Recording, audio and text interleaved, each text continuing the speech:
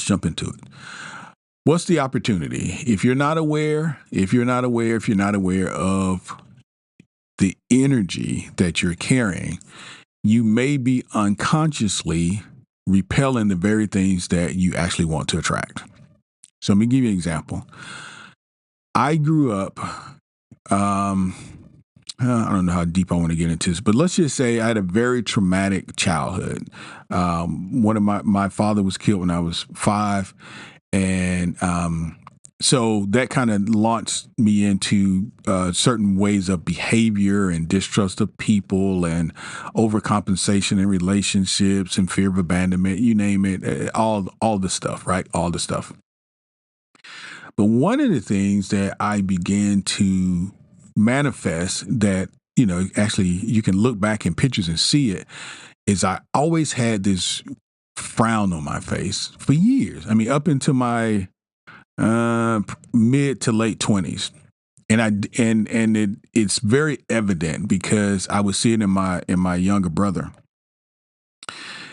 And the reason I bring that up is because one of my kids said to me one day, like, "Dad, why don't you ever smile? Why don't you ever smile?"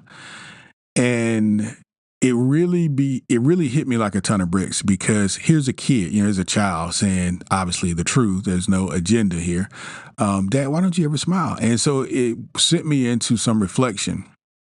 And the reason I'm bringing that up is because if I'm frowning, right, like literally frowning, just unconsciously, this is my default face, then what is my default emotion or energy behind that? What was my default emotion or energy behind it? Now, during this time, I held a corporate job. I went to college. I did all sorts of things. Now, was I frowning 100% of the time? I'm sure I was not. But a lot of the time, I was. So what opportunities, what people kind of bypassed me because of my energy?